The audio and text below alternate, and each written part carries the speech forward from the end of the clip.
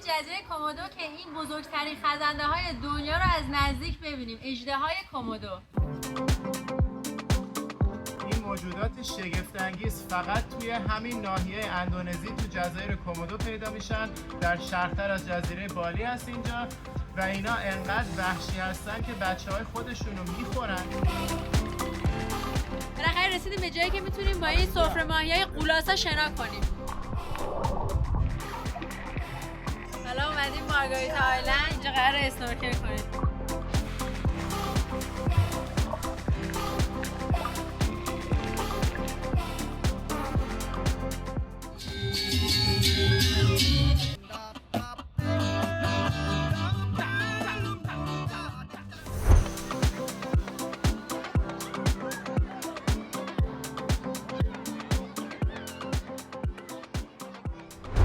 رسیدیم به فرودگاه لابوان باجو که دقیقاً در سمت شرقی این جزیره که توشیم قرار داره و این پارک ملی کومودو کلا این طرف تمام به صورت یه مجموعه از جزایره و چون خیلی طرفدار داره و کلی توریست میاد هر سال براش، فرودگاه رو هم همین کنار همین جزایر گذاشتن. اصلا اسمش هم گذاشتن فرودگاه کومودو.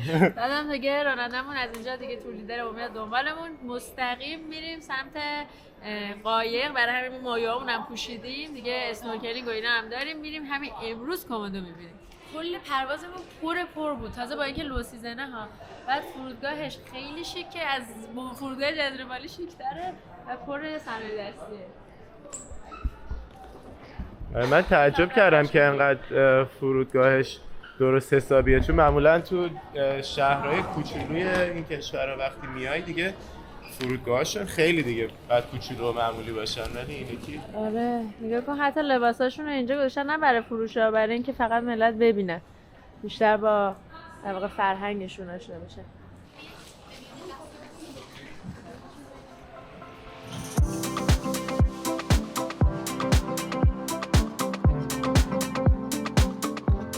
با راهنمامون رفتیم وسایلمون رو گذاشتیم تو رستورانشون. کلا اینجا بیزینس‌ها قاطی پاتیه، رستوران و تور و همه چی با هم. آره مثلا ممکنه یه بقالی خیلی کوچولو همونجا داره تورش هم میفروشه، همه کار میکنه. مثلا از تو رستوران فیلم برداشتیم اینا رو، کفشای غواصیمون رو برداشتیم. حالا اومدیم این اسکله که دیگه سوار قایقمون بشیم و بریم ماجراهای پارک ملی کومودو رو شروع کنیم. به به چه قایقی. آره برامون موزم گذاشتن، قراره ناهارم هم اینجا بخوریم. برامون ناهار گرفتن اینا، اینجا آب هستش و دیگه نوشیدنی هست که چای و قهوه داره. قایقمون راه افتاد، ما هم دیگه داریم تو هوای داغ چای میزنیم، اما دیگه امیدواریم که هوا بهتر شه، کم راه بیفته و دیگه قشنگ بچسبه این غذا.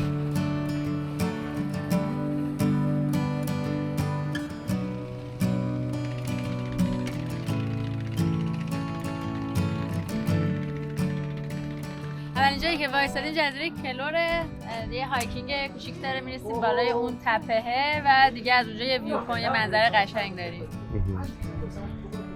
کلور آیلند یکی از جزایر متعددی که توی این پارک ملی کومودو قرار داره. همینجا یه دونه سوغاتی فروشیه که این ماکتای این اژدهای کومودو رو میفروشن. اون از همش بهتره بود. خیلی باباحته.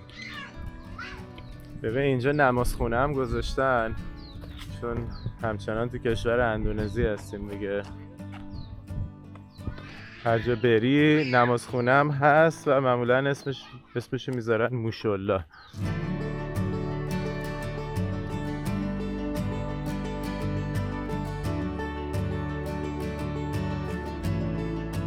رسیدیم به بالای این تپه که یه منظره خیلی قشنگ داریم به این ساحل فسفوری رنگ و میخوایم بهتون توضیح بدیم که اصلا چی شد که ما مجبور شدیم که این تور خصوصی رو بگیریم به جای گروهی.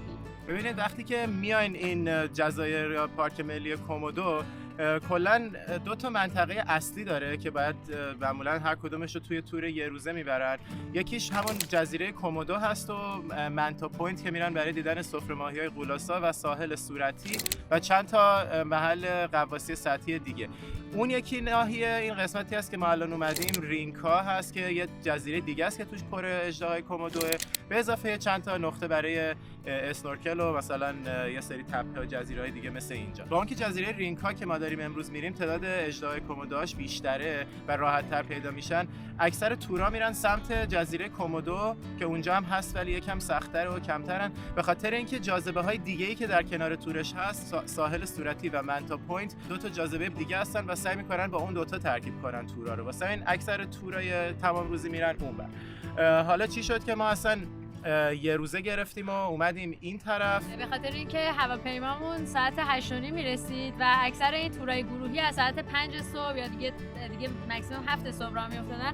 برای همین دیگه ما مجبور شدیم که تور گروهی بیخیال شیم و تور خصوصی بگیریم که هزینه شدش برای کل قایق و 90. که اگه می‌خواستیم همین تور رو به همین قایق این مدلی بگیریم و جزئی از گروه باشیم بودن 75-80 دلار میشد خرجمون، ولی الان مجبور شدیم 200 دلار بدیم به خاطر اینکه ساعتمون به تور گروهی نمیخورد و هیچ جوری نتونستیم طوری تو سفرمون جا بدیم که مثلا یه شب زودتر برسیم اینجا و بتونیم از 5 صبح تورای گروهی رو شروع کنیم و فردا که 5 صبح اینجا هستیم بعدیش به اینه که پرواز برگشتمون ساعت 5:30 بعد از ظهر و اون تور گروهی‌ها به موقع بر نمیگردن که ما بتونیم بریم فرودگاه.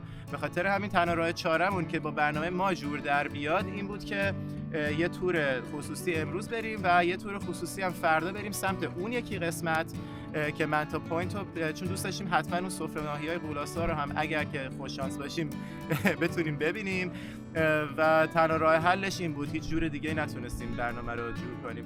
ولی برای شما اگه خواستین بیاین در جریان باشین که تورای گروهی اکثرا 5 صبح شروع میشه. یه گزینه خیلی باحال دیگه که هست اینه که با کروز میرن، میتونید یه شب یا 2 شب توی کروز بخوابین، ولی اونم باز لازمش اینه که از یه شب قبلش بیاین اینجا و پرواز برگشتتون هم فردای تمام شدن کروز باشه که برنامه‌های پروازتون به برنامه‌های تورا بخوره. ولی اگه مثل ما بخواین مثلا فشرده بیاین اینجا، بهترین گزینه فقط تور خصوصیه یا اینکه تور گروهی یه روزه‌ای که شب قبلش برسین و فردا صبحش برگردین. این گزینه‌هایی هست که وجود داره. یه سوالی که برای خود من بود و ممکنه برای خیلی از شما پیش بیاد اینه که آیا میشه از بالی یه روزه اومد اینجا رو دید و برگشت؟ چون من اولش هدفم این بود که این کارو کنیم، چون تعداد روزهای سفرمون سخت بود گنجوندن این همه برنامه توی این تعداد روزا و داشتم فکر می‌کردم یه روزه بیایم و بعد از تحقیقاتی که کردم این نشستم که اول جوابش هست هم آره هم نه. اولا که منطقی نیست که آدم فقط بخواد یه صبح بیاد اینجا شب برگرده، چون یه پرواز مثلا نیم ساعت هم تأخیر داشته باشه قشنگ کل برنامه به هم میریزه. ولی اگه یه نفر واقعا فقط یه روزه میتونه بیاد و هیچ حالت دیگه ای نداره،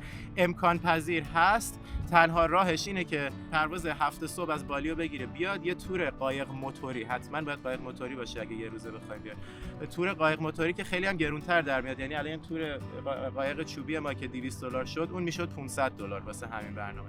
منتها تنها راه حلش اینه پرواز 7 صبح بگیره، تور قایق موتوری صبح تا عصر بگیره خصوصی و ساعت 5:30 عصر هم پرواز کنه برگرده بالی. اینو مطمئن باشین هر چی برین سرچ کنین جواب دیگه پیدا نمی‌کنین. تنها راه حل سفر یه روزه اینه که واقعا پیشنهادش نمی‌کنم، ولی خواستم بگم که امکان پذیر هست. یه کوسه کوچولو اونجا زیادن، دو تا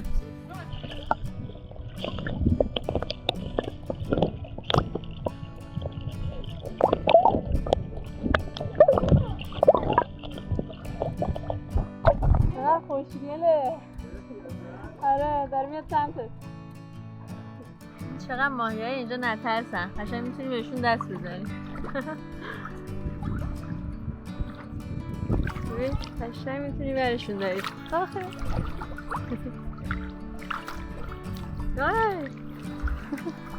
ببین قشنگ یه ماهی گرفته.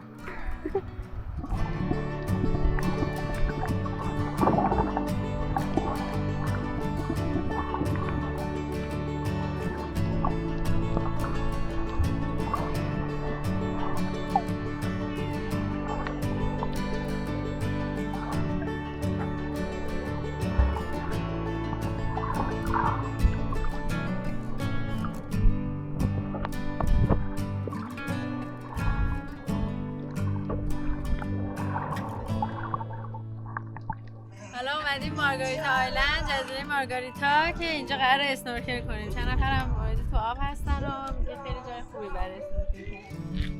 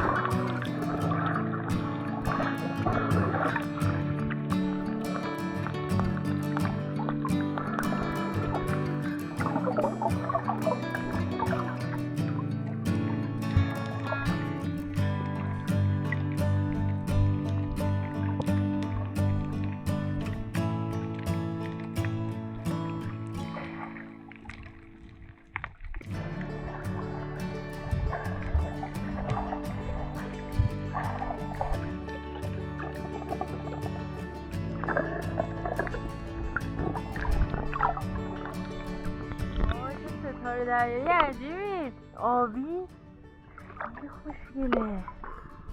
نگاش کن، خوشگله، چه پیش و تافی داره. اصلا خیلی رنگیه اینجا، چیزای زیاده خوشگلی دیدیم. ماهیاش خیلی شبیه ماهیای هواییه رنگاش، ولی خیلی چیزای بیشتری هم پیدا کردیم توش. پر ستاره دریایی. حالا مسیر رو ادامه دادیم به سمت جزیره اصلی رینکا، ولی توی قایق برامون غذا آوردن که بخوریم. حالا رسیدیم به جزیره اصلی این تور، جزیره رینکا، و دقیقاً دم درش یه دونه مجسمه بزرگ این اژدهای کومودو رو زدن. اینجا یه مرکز میراث جهانیه.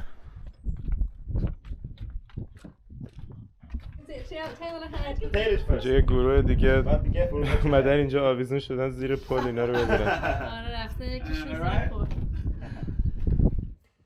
نگاه کن، این تازه غذا خورده، الان شکمش پره همجوری. یه دونه از همین بوفالوها رو میگفت چند روز پیش کنار موزه خورده و این تا یه ماه سیر خواهد بود.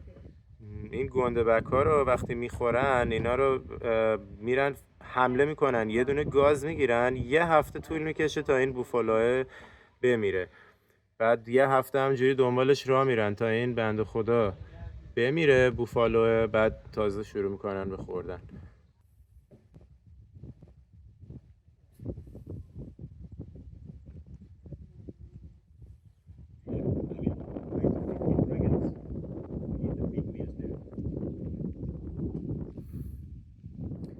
نگاه این آهوه یکی دیگه از غذاهای محبوب اون کومودو دراگن است. اینجا برای خودش وایساده تنها. آره میخزی آهو خیلی راحتی تو چشمه. آره الان میتونم چکارت کنم. حالا بالاخره از این پل خارج شدیم، اومدیم توی قسمت اصلی جنگل که اینا رو از نزدیکتر ببینیم. نگاه یه دونش همینجوری برای خودش قشنگ خوابیده اینجا. چشم بازه. این یه دونه نرشه، جز بزرگاشه، ولی همچنان بزرگترین ها نیست. چه ابهتی داره از نزدیک. این یه دسته خوابیده، یکم دست و پاش داره تکون میخوره. یه چشش بازه.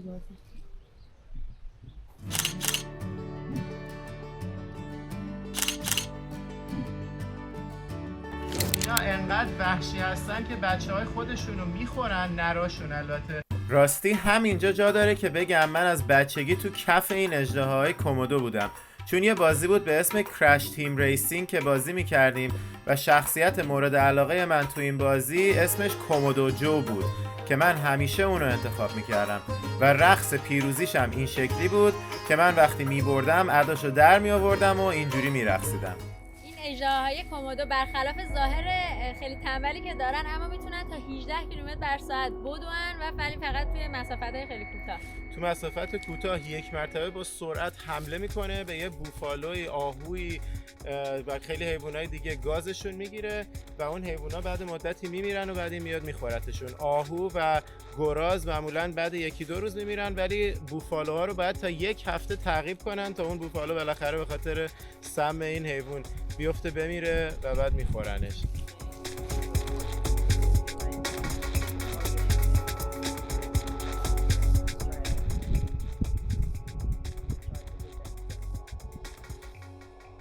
اینا تا 3 متر طولشون میرسه و همچنین میتونن تا 60 کیلو تا حتی 100 کیلو، آره 100 کیلو هم برسن. نراشون فقط. ببین این الان قشنگ شکمش آویزونه انقدر که پره. تازه یه دونه بوفالو رو چند تایی با هم دیگه گرفتن خوردن و این دیگه تا 1 ماه بعد همینجوری این بوفالو رو تو شکمش همینجوری هضم میکنه و حتی تا 1 ماه میتونه غذا نخوره. آره خیلی برگریزونه خدایی. این رنجرهایی که توی این پارک میبینیم شغل اصلیشون حفاظت از این کومودوهاست. همه اومدن اینجا تمام این تجهیزات و ساختمونا و همه چی رو بنا کردن که بتونن اینجا جمعیت کومودوها رو کنترل کنن. گفتش که هر سال ما میایم اینا رو میریم دونه دونه پیدا میکنیم، ازشون نمونه گیری میکنیم، یه علامتی روشون میزنیم که بدونیم کی به کیه، بتونیم جمعیتشون رو کنترل کنیم، مطمئن باشیم که پایین نمیره، رو به انقراض نمیرن. و میگفتش که الان چند ساله از وقتی دارن اینا رو ترک میکنن جمعیتشون رو به پایین نرفته و دارن قشنگ سعی میکنن که جمعیت این کومودوها رو که توی این جزیره 1500 تا ازش هست، توی کومودو آیلند که از اینجا بزرگتر هستن باز همون هولوش 1500 تاست و 3 تا جزیره دیگه تعدادشون کمتره، در حد 50-60 تاست. تمام اینا رو به همین تعداد دارن حفظ میکنن و سعی میکنن که این موجودات زیبا منقرض نشن. حالا اومدیم توی محیط زیست این کومودو بیشتر راه بریم و عمیق‌تر واردش بشیم. میگفتش که اینجا یکی از رایج‌ترین محل شکارشونه به خاطر اینکه میتونن توی همین گلا خودشون رو قایم کنن. و بوفالو میاد آب بخوره اینجا، میپرن گازش میگیرن. پشت من لونه یکی از همین کومودوهای ماده رو میتونید ببینید که نمیتونیم نزدیکش بشیم چون گفتش ممکنه کومودو ماده اونجا باشه و اون وقت اگه کسی نزدیکش بشه بخواد حمله بکنه. اینجا میان تخم گذاری میکنن. اگه کومودوهای ماده سالم باشن، سلامت باشن و اینا میتونن تا 38 هم تخم بذارن. 2 متر زمین رو میکنن برای لونه ساختنشون و همینجوری تخما رو میریزن توش. و دیگه اینجا خودشون هم یه دوربین گذاشتن که این لونه ها رو چک بکنن که مطمئن بشن که همه چی اوکی و در اساس ماده هست. از این تخمایی که این ماده میذاره میگفت تقریبا 99%شون جون سالم به در میبرن، ولی خود ماده بعد 3-4 ماه که حفاظت میکنه تخما رو ول میکنه میره و تازه 4-5 ماه بعد از اینکه ماده تخما رو ول میکنه اون نوزادا از تو تخم در میان و دیگه کاملا موجود منزوی هست. باید خودشون دیگه راه و چاهش رو پیدا کنن و زنده بمونن. بچه‌ها به محض اینکه به دنیا میان به طور غریزی میرن بالای درخت زندگی میکنن و توی سال اول خوراک اصلیشون تخم پرنده‌های دیگه است. این تخم‌ها رو میخورن تا وقتی که دیگه بزرگ بشن آروم آروم تغذیه‌شون عوض میشه و دیگه میان پایین به زندگیشون ادامه میدن. ولی با اون که حدوداً 99% این تخم‌ها به نوزاد میرسه، در نهایت فقط بین 15 تا 20%شون تبدیل به بزرگسال میشن، به خاطر اینکه کلی عقاب هست که میاد این نوزادا رو میخوره. خودمون بزرگسالا، کومودوهای بزرگسال میان این بچه‌ها رو میخورن و به خاطر همینه که اصلا بچه‌ها به طور غریزی میرن بالای درخت که اون بزرگسالا نتونن بخورنشون. ولی خب بعضیاشون این شانس رو ندارن و به هر حال بزرگترا میان میخورنشون. یه نکته جالب دیگه هم این که اینا کلا یه زهری روی دندونشون دارن وقتی به دنیا میان که باهاش شکار میکنن.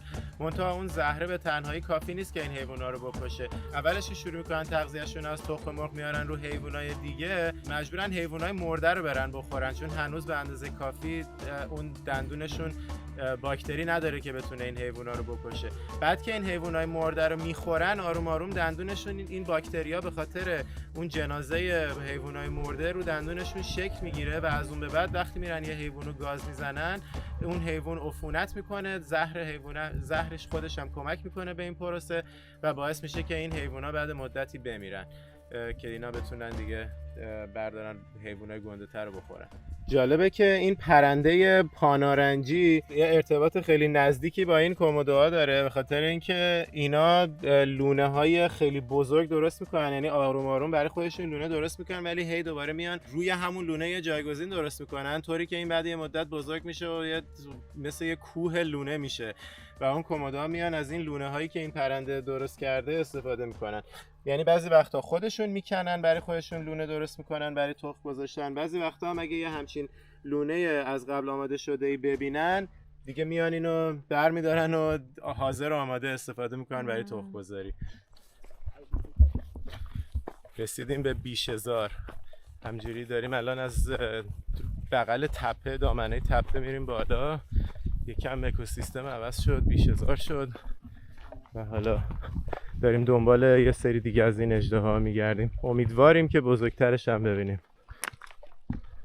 میگفتش که اینجا هم یکی از جاهاییه که این کومودوها خیلی دوست دارن بیشهزار، ولی توی این آفتاب بعد از ظهر معمولا نمیان تو این قسمت ها، فقط بیشتر صبح میان میرن بالای کوه طلوع آفتابو تماشا میکنن، بعد برمیگردن میرن اون پایین لش میکنن. دمای بدنشون رو میخوان خنک کنن، میرن طلوع آفتابو تماشا میکنن. نشستم به در نگاه میکنم، دریچه آه میکشد. تو از کدام راه میرسی؟ این وری میریم. رسیدیم به بالای این تپه. چقدر منظرهای قشنگی داره. خودش میگه، توریستا میگن اینجا شبیه جوراسیک پارکه. جوراسیک سبزتره. آره. خود بالی بیشتر شبیه جوراسیک پارک بود تا اینجا. اینجا مدفوع یکی از این اژدهاها رو میبینیم. دلیلی که میبینین انقدر سفیده حالا نیکا توضیح میده. به خاطر اینه که اینا استخونای همین بوفالو رو که میخورن اینجوری دفعش میکنن، برای همین سفیده. سفیدیش به خاطر استخونای بدن بوفالو. درسته، همینجوری قورت میدن یه سری جاشو، فقط اون کلهشو نمیتونن حذف کنن، به خاطر همین کلهشو دورشو میخورن میندازن دور. واسه همین اسکلت کله پیدا میکنیم توی این بیشهزارا و جنگلا. این کله ها رو هم میذارن برای کالکشن جمع میکنن. ببینید اینا تا جوون هستن روی پوست بدنشون یه سری خالای زرد رو میتونیم ببینیم و هرچی اینا بزرگتر میشن خالای زرد کمرنگ و کمرنگ‌تر میشه، تیره میشه. این یکی حدوداً 5 سالشه که اندازش اینه. توی این سن بیشتر شکارشون در حد میمونای کوچولوتره، هنوز حیوانای گنده رو نمیتونن شکار کنن. ببینید چه استتار خفنی کرده این. اصلا آدم نگاه میکنه فکر میکنه همه شاخه درخته. خوب که دقت میکنیم اینه یه دونه کومودو لا برای خودش خوابیده. واو چقدر خفن. آره تصویر کرد جلو.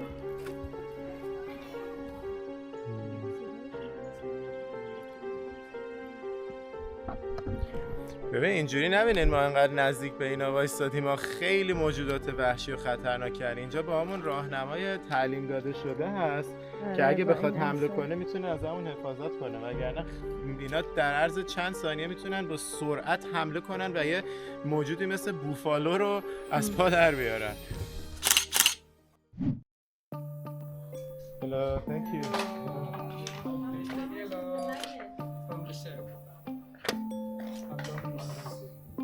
Very beautiful. اینجا هم یه دونه موزه درست کردن، یه سری اطلاعات بدن، بعدیم سریع یه قدمی توش بزنیم. این جسیکا و اسکلتاشونو گذاشته بغل هم که بتونیم تفاوت نر و ماده‌شو اینجا ببینیم که این دیگه کامل بزرگ شدن دیگه، نهایت رشدشونو کردن. میبینیم که مادهش خیلی کوچیکتر از نرشه. کمترین وزنی که ازش ثبت کرده بودن 49 کیلو بوده تو زمان اوج رشدش و بیشترین وزنی که داشته 82.5 کیلوگرم بوده و 2.88 متر، تقریبا 3 متر هم بوده طولش. آره اینا هرچی پیرتر میشن به تدریج وزنشون هم کم میشه، چون کمتر میتونن شکار کنن و این شکار کنن آب میرن به مرور زمان. برگشتیم به اسکله که بریم سوار شیم و بریم سمت لابوان باجو، شهر بزرگی که نزدیک اینجاست. از مزایای توفیق اجباری که با قایق شخصی با قایق خصوصی اومدیم اینکه قشنگ اینجا تونستیم برای خودمون دوشک بند کنیم و لم بدیم و کم‌خواهیمون رو یکم جبران کنیم. ولی ببینید چه خبره الان اینجا. آره افتادیم الان هرچی تاریک‌تر میشه امواج بیشتر و شدتش بیشتر میشه، ولی این قایق هم حسابی داره برای خودش تکونای وحشتناک میخوره. یه کم کم داریم چپ میشیم الان. آره راهنمامون اصلا نگرانمونه، میگفت بیاید سریع‌تر بریم امواج خیلی شدید میشه اصلا سریع از این جزیره دور شیم. خلاصه که امیدوارم سالم برسیم. اینه که ریبونه اصلا هرچی دارم مال تو.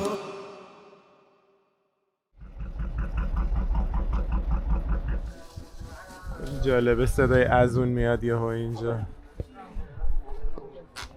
این از قایق‌های مختلف باید اینجوری رد بشیم تا برسیم به خشکی.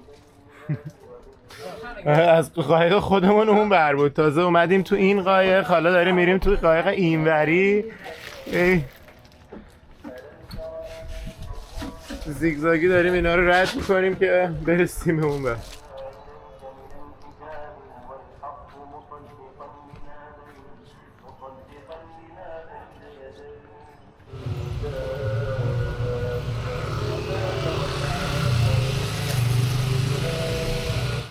این هم هتل نقلی که امشب همینجوری لحظه آخری گرفتیم که فقط بیایم یه چند ساعتی بخوابیم و بریم تور بعدی. ولی دیدیم خیلی ترتمیز، ریویوهاش هم 4 و 7 از 5، تازه نگاه دمپایی و همه چی هم داره. آره بعد جالبه تو سایت بوکینگ میتونستی درخواست بدی که مثلا به جای 2 تا تخت جدا تخت یه دونه‌ای بدن. آره و فکر کنم همونو پا شدن اومدن سریع به هم چسبوندن که درخواستمون رو انجام داده باشیم. تمام تختای کینگ بدش تموم شده بود کامل، برای همین فقط یه دونه اتاق مونده بود که این آخرین اتاقش بود و 2 تا تخت جدا داشت. بعد شاورمای دیشب توی بالی دیگه نیکا ذهنش از شاورما بیرون نمیومد. خلاصه بگو چیکار کردی؟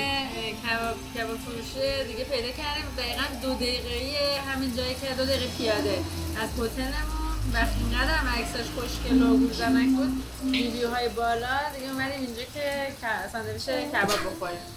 من چیکن کباب گرفتم، ده همگیتون خالی. خیلی هم به چه بوی خوبی هم. بزن بر بدن چیه؟ چجور؟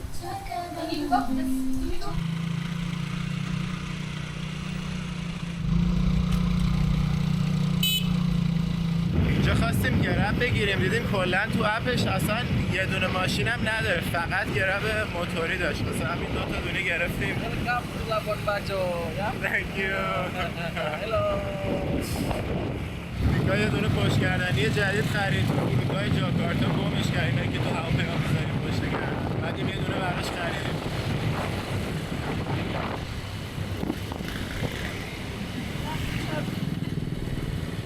برگشتیم دیگه هتلمون که بریم بخوابیم ان شاء الله. موتوریه گفتم که این بلالا کبابو حتما خیلی خوشمزه.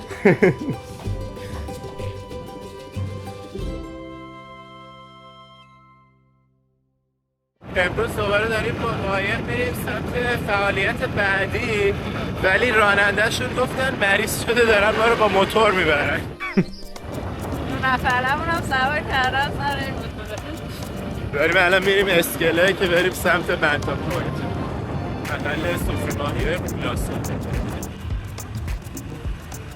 بالاخره ساعت 6 صبح حرکت کرد قایقمون به سمت بنتا پوینت. چایمون هم ریختیم داریم میزنیم با این منظره. بالاخره رسیدیم به جایی که میتونیم با این سفره ماهیای قولاسا شنا کنیم.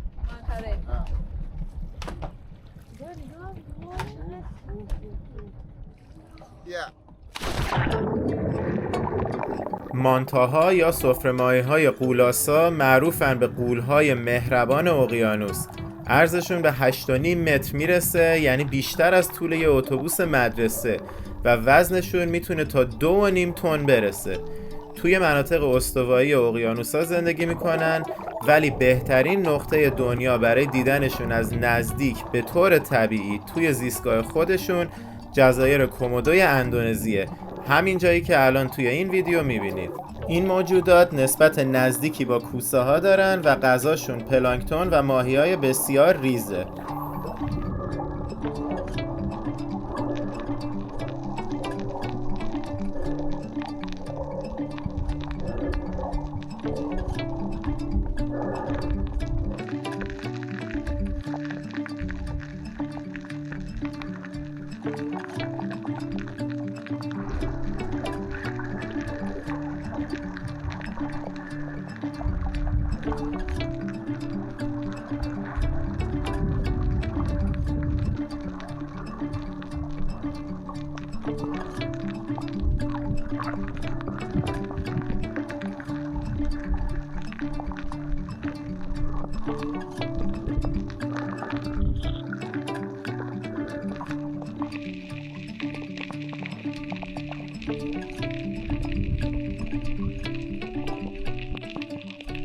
چه ماهی بزرگی بود.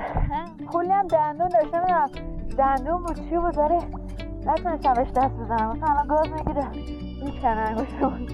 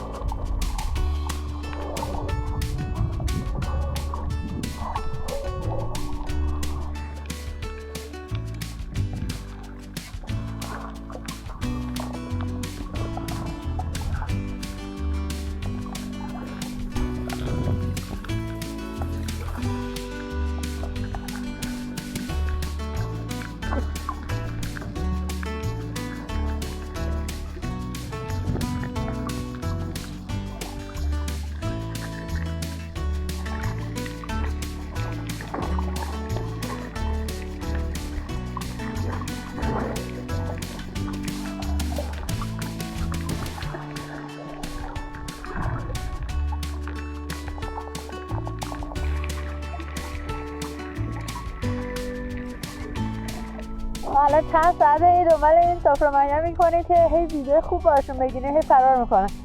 خدایی باید به یکی انام خوب بگیریم، بخاطر اینکه الان این تعمیقی دور ما همینجوری باشه، داره همین دور ما میچرخه که خیلی آروم که ما بتونیم درست فیلمامون رو باش بگیریم. میگه که بابا ولم کنیم، بیا فیلماتون رو بگیریم فقط بریم دیگه.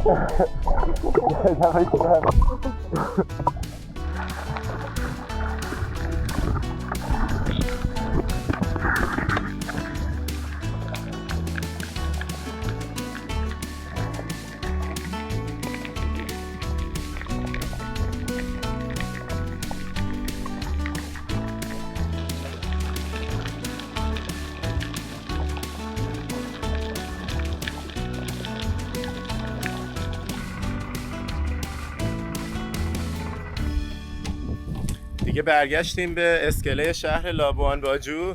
خیلی تجربه فوق‌العاده‌ای بود واقعا، با اختلاف بهترین تجربه اسنورکلینگ همون غواصی سطحی من بود. نظر تو چیه؟ فوق‌العاده بود. قشنگ دیگه به یه جایی رسیدیم که انقدر دورمون منطقه‌ای بود، همینجوری مثلا تا می‌مدیم با یکی فیلم می‌گرفتیم دوره می‌دیم دوره این یکی، حالا این یکی، این از این برام، از اون برام.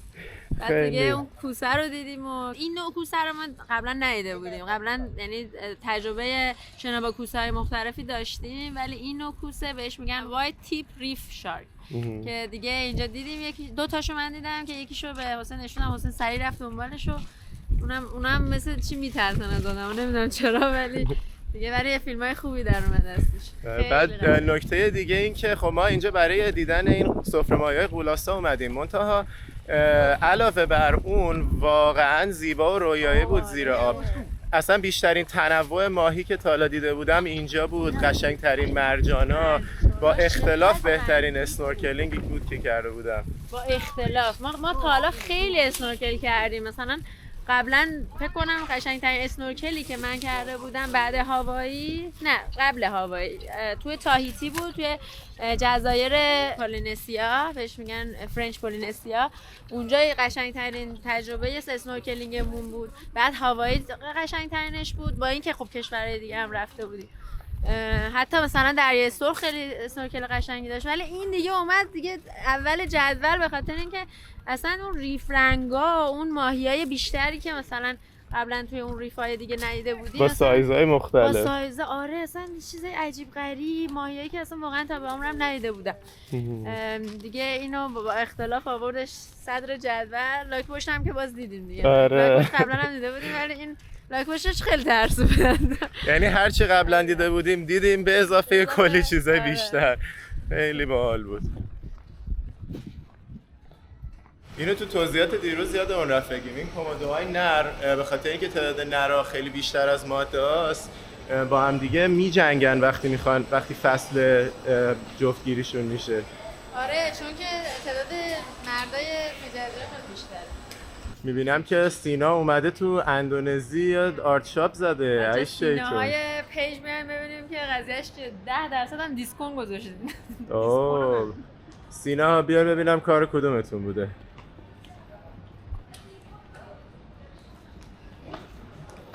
امروز خیلی زود رسیدیم فرودگاه و دیگه گفتیم که بیایم یه جا کافی شاپ بشینیم که از اینترنتش استفاده کنیم. بعد فهمیدیم اینترنت نداره، ولی خب به هر حال از اینترنت فرودگاه استفاده کنیم. بعد پشت من حسابی درد می‌کردم، فکر کنم حسابی سوختم. مثلا ما یه دونه کرم افتر سانبرن گرفتیم که دیگه ماسترایزمون کنه و از خیلی وقت پیش گرفتیم. دیگه این حسابی فقط ما داریم که این سفر میسوزیم انقدر که تازه با اینکه ضد آفتاب زده بودیم و سوختیم. و پشت من هم باشه حسین صورتش هم که حسابی سوخته. خلاصه که حالا حسین میخواد بشینه با تمرکز کامل بیاد راجع به تیمور لسته که یک کشور خیلی نزدیک به اندونزی هستش صحبت کنه. قبلا یعنی جزئی از اندونزی بوده ولی 2002 جدا شده. این جزیره کومودو که ما الان اومدیم دقیقاً نقطه وسط بین بالی و یک کشور خیلی جدید به اسم تیمور لسته که 11مین کشور آسیای جنوب شرقی است و ما قصد داشتیم بهش سفر کنیم. یعنی قرار بود که همین الان که اینجاییم توی تیمور لسته باشیم، ولی دیگه به خاطر اینکه برنامه کومودومون تو زمان عادی خودش کنسل شد به خاطر امواج دریا و مجبور شدیم بیشتر بمونیم توی گیلی و به جاش دیرتر اومدیم اینجا. دیگه تیمور لسته رو از برنامه حذف کردیم، هرچند که از اولم شک داشتیم که بریم یا نریم. ولی جا داره که الان که انقدر بهش نزدیکیم، یعنی الان قشنگ توی یکی از شرقی ترین جزیره های اندونزی هستیم و تیمور لسته هم دقیقاً توی شرقی ترین جزیره اندونزی قرار داره. یعنی یه جزیره رو با شرقی ترین جزیره اندونزی به اشتراک داره. حالا بیشتر براتون توضیح میدم. توی این سفر ما به تمام کشورهای آسیای جنوب شرقی سفر کردیم بجز میانمار و تیمور لسته. یعنی ما به 9 تاش سفر کردیم، 2 تاش موند. میانمار که خب قصد داشتیم بریم و توی ولای میانمار توضیح دادیم قضیه‌شو که چی شد نرفتیم و تا مرزش هم رفتیم و کامل راجع به تاریخش و اتفاقای کنونیش و جنگ کنونیش و انقلابی که در جریان صحبت کردیم. به خاطر همین برای کامل بودن اطلاعاتی که راجع به آسیا جنوب شرقی بهتون دادیم خواستم چند دقیقه راجع به تیمور لسته صحبت کنم که بدونین که این آخرین کشور آسیا جنوب شرقی اصلا قضیهش چیه. یه دونه جزیره توی اندونزی هست، شرق اندونزی به اسم تیمور و کلا کلمه تیمور یعنی شرق از طرفی خود لسته هم توی زبان دیگه یعنی شرق. تیمور لسته یعنی شرق شرقی. همونطور که قبلا توضیح دادیم تو ولاگ‌های قبلی، کل اندونزی مستعمره هلند بوده و تمام اون نواحی که مستعمره هلند بودن بعداً با هم دیگه متحد شدن بعد از استقلال و کشور اندونزی رو تشکیل دادن. حالا این وسط جزیره تیمور از همون 400-500 سال پیش نصفش مستعمره هلند بوده، نصفش مستعمره پرتغال بوده. و اون نصفه شرقی که مستعمره پرتغال بوده به خاطر اون 400 سالی که تحت نظر پرتغال بوده کاملا فرهنگ و آدابشون و نمیدونم زبونشون همه چیشون فرق داشته با قسمت غربی که مستعمره هلند بوده. تا سال 1975 هم مستعمره پرتغال بوده تا اینکه اندونزی میاد میگه که بابا دیگه ول کنین این قسمت رو بریم بیرون. راستی اینم بگم که خب پرتغال زمانی که میاد تیمور لسته رو مستعمره میکنه به روایتی میگن بزرگترین قدرت جهان بوده، قدرتمندترین کشور دنیا بوده، به خصوص به خاطر راههای پیچیده تجاریش که در سرتاسر دنیا بنا کرده بوده، از بحرین گرفته تا ماکائوی چین تا چه میدونم کلی کشور دیگه که بتونه از طریق راههای پیچیده آبی و زمینی تمام دنیا رو به هم وصل کنه و بتونه تجارت خودش رو انجام بده و تبدیل بشه قدرتمندترین و پرنفوذترین کشور دنیا. 400 سال این تیمور لسته دست پرتغال بوده. سال 75 دیگه اندونزی میگه دیگه بستتونه و اینا اینجا بدیم به ما، این مال ماست و اینا. دیگه پرتغال هم دیگه انگیزه‌ای نداشته نگهش داره، واگذارش میکنه. از سال 75 دست اندونزی بوده، ولی مردمش به خاطر اینکه خیلی تفاوت داشتن با اون تیمور غربی همیشه با هم دیگه جدال داشتن، همیشه با هم دیگه اختلاف داشتن، جنگ داشتن و به خاطر همین میگن که ما میخوایم کشور مستقل بشیم. و این و از اون طرف استرالیا میاد کلی براشون لابی میکنه، حمایتشون میکنه که اینا مستقل بشن، توی سازمان ملل میاد لابی میکنه و به این هدف که بعداً بیاد کلی اونجا سرمایه گذاری کنه و عملاً تیمور لسته رو تحت کنترل خودش قرار بده. همین باعث میشه که سال 99 تحت نظر سازمان ملل یه رفراندوم برگزار میشه بین ملت تیمور شرقی و اونا هم رأی میدن که میخوان مستقل بشن و در طی 3 سال این پروسه استقلال انجام میشه و از 2002 تبدیل میشه به یک کشور مستقل. منتها الان یکی از فقیرترین کشورهای دنیاست به خاطر اینکه استرالیا که انقدر براشون پشتوانه ایجاد کرده بود بعد از استقلالش زیاد بهشون کمک نکرد، به خاطر اینکه منافع خودش رو بیشتر توی سرمایه‌گذاری توی اندونزی میدید و می‌خواست روابط خودش رو با دولت اندونزی حفظ کنه. همین الان که ما اینجا بودیم کلی کمپانی‌های تور استرالیایی می‌دیدیم، کلی سرمایه‌گذارای استرالیایی، کلی توریست استرالیایی، اصلا سر تا سر مخصوصا این جزایر شرقی اندونزی و استرالیایی‌ها اومدن توی سرمایه‌گذاری کردن و این دیدن که این به نفعشونه و دیگه خیلی ادامه ندادن به حمایت از تیمور لسته و این شد که الان یکی از فقیرترین کشورهای دنیاست. خیلی جاذبه توریستی نداره، ما چون خیلی کنجکاویم که یه همچین کشوری رو بریم از نزدیک ببینیم، خودمون مشاهده کنیم از لحاظ حمل و نقل، از لحاظ شهرسازی و رفت و آمد مردم و چیزهای دیگه. شاید هر کسی دوست نداشته باشه که به این کشور سفر کنه. پرواز رفت و برگشتش از بالی نفری $440 میشد، یعنی ما اگه میرفتیم باید $880 هزینه می‌کردیم که فقط یه روز و نیم بریم تیمور لسته رو بتونیم ببینیم، ولی با این حال می‌خواستیم بریم به خاطر اینکه دیگه فرصتش شاید زیاد پیش نیاد برامون در آینده. فقط از 2 تا فرودگاه توی دنیا پرواز هست به این کشور، یکی از بالی، یکی هم از یه شهر رندوم توی استرالیا.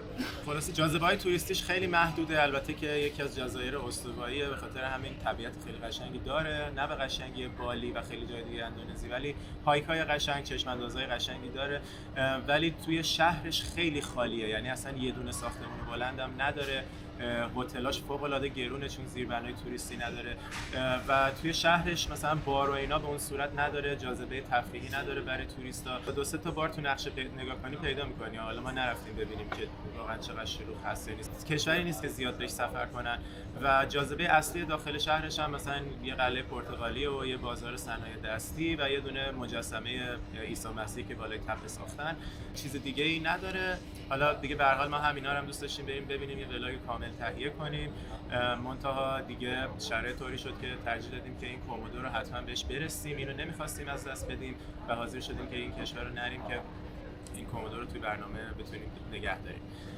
امیدوارم که حالا این اطلاعات براتون مفید بوده باشه. این فرودگاه انقدر دیگه توریست داره، نه تنها خیلی بهش رسیدن بلکه موسیقی زنده بدی هم گذاشتن. طرف داره کلی میگرده که هر کدوم از این کیا رو پیدا کنه. هر کلیدی رو که میخواد بزنه 5 دقیقه فکر میکنه کدومو بزنم حالا که صدای خوب بده. این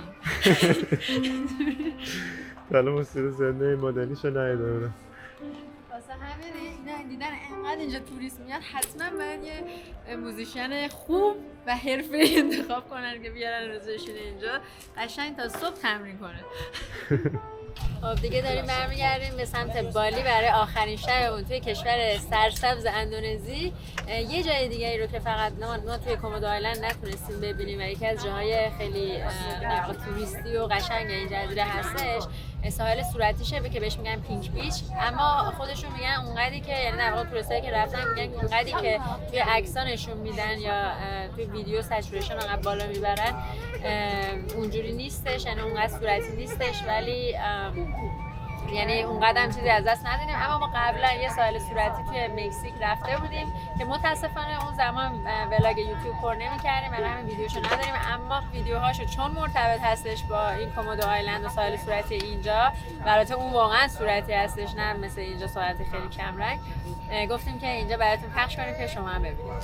البته یه تفاوتی که ساحل صورتی مکزیک و ساحل صورتی اینجا داره اینه که اونجا آبش صورتیه به خاطر وجود یه سری میکروارگانیسم‌های خاص که به رنگ صورتی در میارن آب، و اینجا شنش صورتیه. این تفاوتو داره، ولی اونی که ما رفتیم حسابی صورتی بود.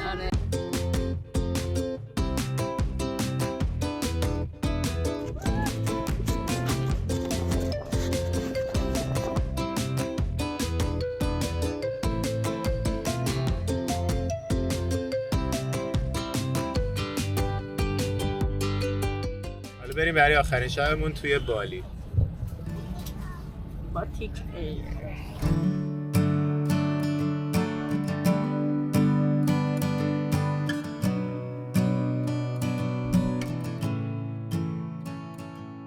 این دفعه فرود اومدیم از این دره وارد شدیم، از این دروازه دقیقاً تو خود فرودگاه که به شکل دروازه‌های بالی ساختنش. نشده که عکس بگیرن. آره برای اولین بار تا یه همچین دروازه میبینن یه صفحه یه ساعته درست میشه و که عکساشون رو بگیرن لای دروازه. اگه ولاگ شرق بالی و شمال بالی رو ندیدین پیشنهاد میکنم ببینین، چون با دیدن اونا منظور نیکا رو متوجه میشین که صف می‌بندن برای عکس گرفتن با این دروازه. و گیت آف هیون که گیت اصلی دروازه اصلی هستش که بهش میگن دروازه بهشت و فوق‌العاده قشنگه و اون صفحه بالای 2 ساعت داره. حتما اگه اون ولاگ ندیدین شاید می‌کنم که ببینید. اینم بالی. اولین باری که اومدیم این فرودگاه و این علامت رو دیدیم حدوداً کی بود؟ 11 روز پیش بود و الان دوباره برگشتیم اینجا. و همچنان موهامون خیس که یعنی موهامون همچنان نمکیه. بعد سریع بریم یه دوش بگیریم. همینجوری موهام اسم کنم خشک خوش شده. آخ.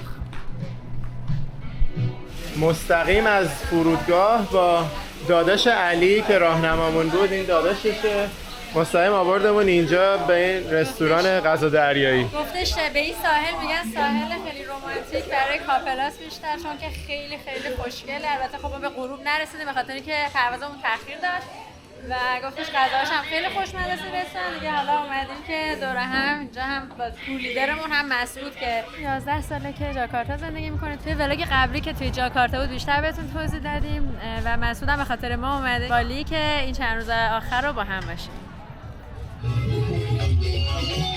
فضای قشنگی داره، یعنی کلی هم تاب و قلب و مختلف برای عکاسی.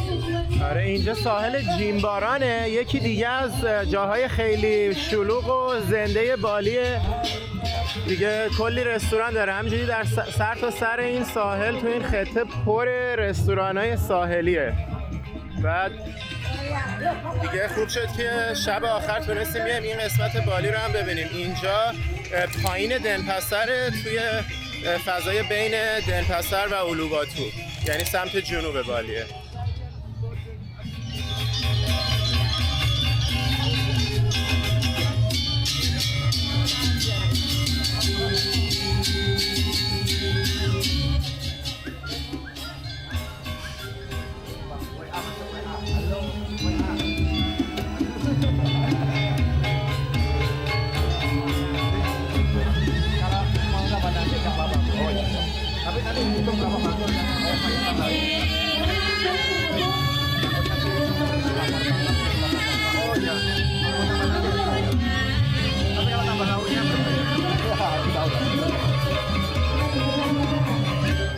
اینا که میبینین همه خود اندونزیایی‌های محجبه اومدن به خاطر اینه که الان تعطیلاتشونه، هم برای سال نو چینی تعطیلن، هم یه تعطیلی رسمی دیگه دارن این هفته، واسه همین از سر تا سر اندونزی هم دارن میان تعطیلاتشون تو بالی بگذرونن. واسه همین امشب با این هفته تو بالی پر خود اندونزیایی‌ها و چینی‌ها هست که برای سال نو چینی میان. این هم مسعود عزیز. خیلی مخلصیم. شاکریم. خوش گذشته بهتون تا الان. عالی بوده، عالی. حیف که دیگه شب آخرمونه توی بالی و توی اندونزی. غذای دریاییمون آماده شد، ببینیم چقدر متنوع و خوب. آره نور رو بنداز. ببین چی شده. اینجا صدف داریم، میگو داریم، ماهی داریم، یه میگو دیگه داریم. لابسترمون کو؟ وسط فیلم برداری یا به نتیجه رسیدیم که لابستر نیستش ولی گفتن داره میاد. این هم از همراهای عزیزمون مسعود و ماجد که اهل سودانه و ساکن جاکارتا، تو ولاگ قبلی معرفیش کردیم. و این هم از ما دوتا.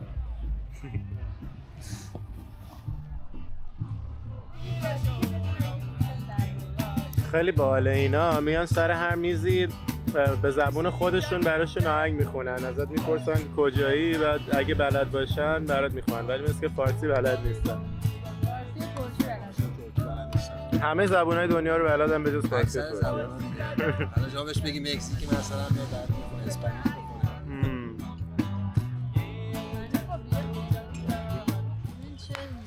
آتیش بازی میکنن اینجا، همینجوری چپ و راست هر یه ساعت یه بار آتیش بازی میشه اینجا.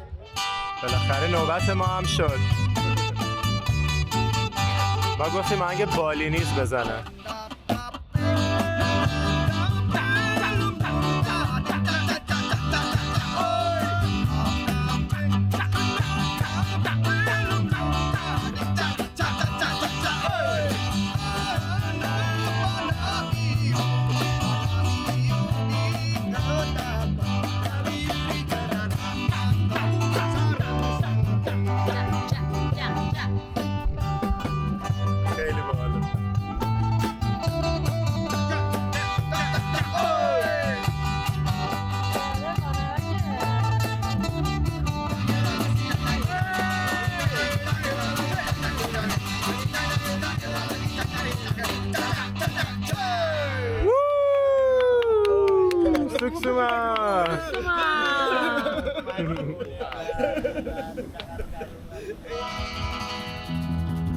Verso konyosonya para suwi full di damas Pacoko mas papang mas kandung Ya arriba ya arriba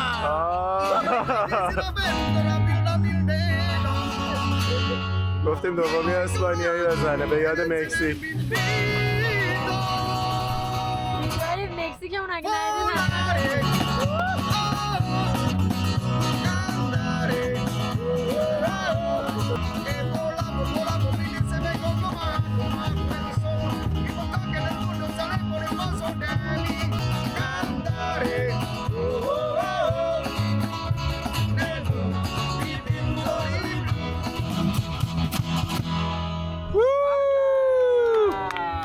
Muy bueno español, mi amigo. This song very strong ya. Oh, this. But next time learn Farsi. Yeah. Pascal ya very big ya. Thank you very much.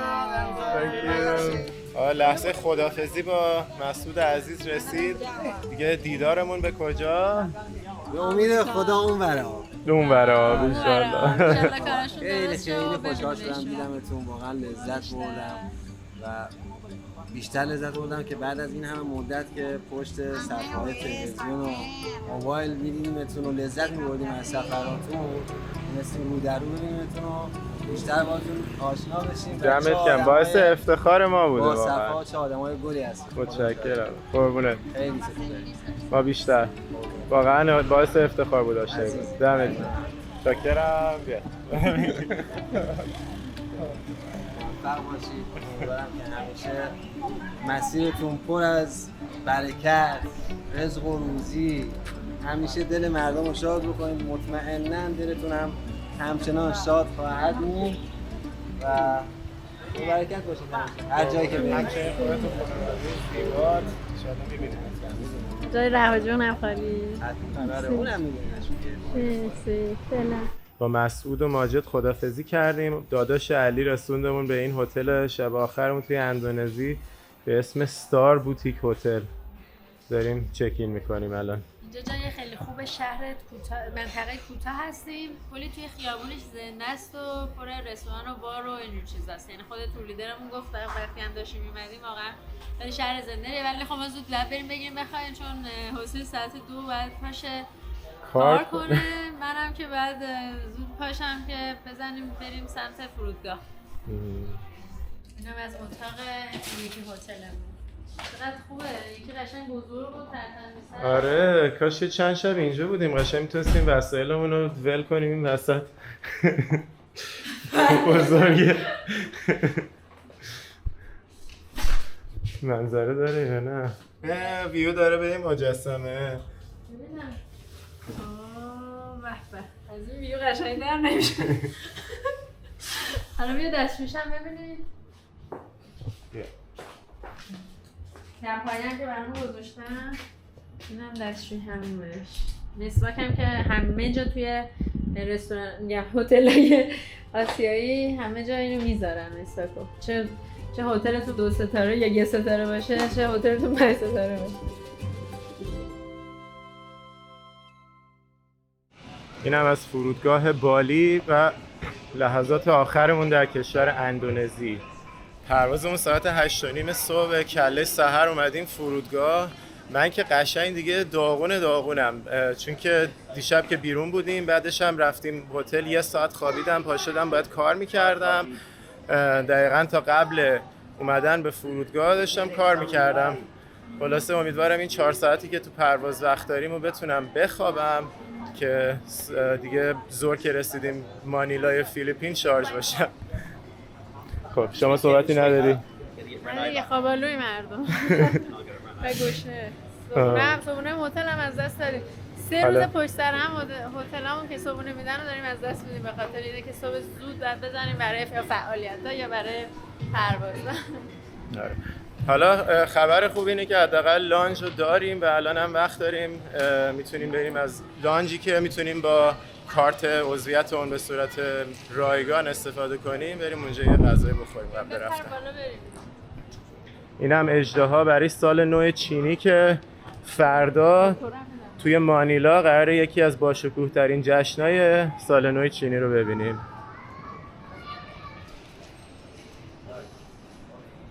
حالا اومدیم طبقه بالا سمت لانج کنکوردیا که یکی از لانجایی که میتونیم توی فرودگاه با اون کارت مخصوصمون استفاده کنیم. این هم از غذاهای این لانج، پورج برنج داره و سوپ مرغ و این طرف برنج سفید، برنج زرد قهوه‌ای، پخت مرغ، سوسیس و لوبیا و بروکلی. این هم یه مش سبزیجات دیگه. این هم از خداحافظیمون با کشور اندونزی بعد از 16 روز در این کشور. طولانی ترین کشوری که تو این سفر توش موندیم اندونزی بود. امیدواریم از ولاگاش لذت برده باشید و حالا بریم سمت فیلیپین. اگه هنوز سابسکرایب نکردی سابسکرایب کن که فیلیپین رو از دست ندی که خیلی از جهانگردای معروف دنیا فیلیپین شماره 1شونه توی جهان. بریم ببینیم برای ما چطور پیش میره. آره فعلا که تا اینجا اندونزی و ویتنام شماره 1 ما بود تو قسمت جنوب شرق آسیا. الان فیلیپین رو ببینیم آیا پیشی میگیره یا نه. شاید هم هاپو بگیره. فقط من امیدوارم که بتونم این 4 ساعت رو بخوابم چون داغونم. امیدوارم که سفر فیلیپینمون با خستگی و کوفتگی شروع نشه. تا ولاگ بعد بدرود.